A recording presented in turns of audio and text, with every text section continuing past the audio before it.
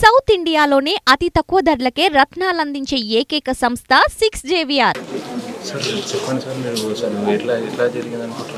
ఎట్లా జరిగిందంటే ఆయన నూతన చెప్పాడు సార్. తను చెప్పాడు 16వ తారీఖు రోజు కొంచెం డీలింగ్ అయిపోయింది.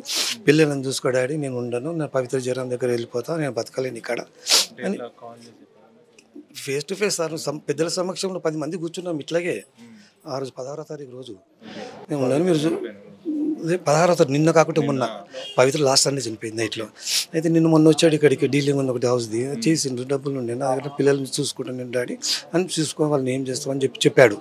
చెప్పిన అదే సమక్షంలో నేను ఉన్నా. నువ్వు ఇట్లా మాట్లాడుతున్నావు ఎందుకురా అంటే, పెద్దలు ఏం చెప్పారు, తప్పురా మాట్లాడము, నేను బ్రతకలేను, ఆమె లేకుండా నేను పవిత్ర జరం దగ్గరికి పోతా 2 రోజులే.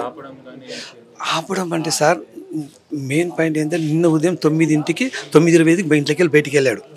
9ంటికి వెళ్ళి బయటికి వెళ్ళినప్పుడు మా కూతురు మాట్లాడిందంటే, అన్న ఎడిపోతున్నావు అంటే, కారు డ్యామేజ్ అయింది కదా, దాన్ని ఇన్సూరెన్స్ చేయించుకొని పైసలు తీసుకొని వస్తాను పోతున్నా అని చెప్పి పోయాడు సార్. పోయిన తర్వాత ఫోన్ అన్న చేస్తే లిఫ్ట్ చేయొచ్చు కదా. ఆయన ఏం చేశాను, 10:20కి మణికొండలో వాళ్ళ ఆ మేడంతో ఉన్న రూమ్లో ఉన్నాడు. పోయిన తర్వాత రూమ్లో ఉన్నప్పుడు మేము వాచ్మెన్ అడిగినాం, సార్ మళ్ళీ మా బాబు ఎన్ని గంటలకు వచ్చిండు, 10 గంటలకు వచ్చిండు. 10 గంటలకు వచ్చిన తర్వాత రూమ్ ఓపెన్ చేసిన, ఏమన్నా టిఫిన్ కావాలా, చాయ్ కావాలని అడిగి, ఏమొద్దురా మాకు వద్దు తినే వచ్చిందని చెప్పిండు. అది లాస్ట్ ఆ వాచ్మెన్తో ఆ మాట 10-20 నిమిషాలకి. తర్వాత గేటు తీస్తలేడు, ఎవరితో మాట్లాడతలేడు, మేము ఫోన్లు చేస్తున్నాం, అయిపోయింది. 3 గంటలకు మా ప్రాంతంలో మా కోడలు శిల్ప 3 పిల్లల్ని పంపించింది. ఇటువంటి వాళ్ళు ఇద్దరు పోయి ఎంక్వైరీ చేశారా బాబు అని అంటే చూస్తే ఫోన్ కొడుతుండే, ఆ డోర్ కాడ రింగ్ అవుతుంది. రింగ్ అయితే వాచ్మెన్ పిలిచింది. అందులో ఏమున్నదిరా బాబు నాకు తెలియదు, ఆయన ఉన్నాడు, మళ్ళీ ఏం చేస్తున్నాడు మాకు తెలియదు అని చెప్పినాడు. తీసేవరకు పోలీసు వాళ్ళని పిలిపించారు. పోలీసు వాళ్ళని పిలిపిస్తే తీయలే. 7 గంటలకు చేస్తే నేను 1.5-2 గంటలు అయింది. 8:45కి అక్కడికి వెళ్ళా. 8:45 అంటే పోలీసు వాళ్ళు నన్ను అడిగారు, మీరు ఏమవుతారు, ఆయనకు ఏం సంగతి ఏం కథ అంటే, నా కొడుకు, నేను ఆయనకు డాడీని. సరే అని ఓపెన్ చేశారు డోరు. కాలే ఇటువంటి పిల్లలు వచ్చి వీళ్ళు ఏమి ఒకటి తన్నుదంతే ఓపెన్ అయిపోయింది. వాచ్మెన్ అడిగి చేసారు ఆ పని, ఓపెన్ అయింది. ఓపెన్ అయిన తర్వాత నువ్వు ఫస్ట్ పో అని చెప్పి పోలీసులు నన్ను పంపించారు. చూసుకోకపోతే పైన వస్తే ఈ రెండు కాళ్ళు ఇట్లా తెల్లది బట్ట కట్టి పెట్టారు, కాళ్ళకి కట్టి ఉంది, పైన హ్యాంగింగ్ అయినది.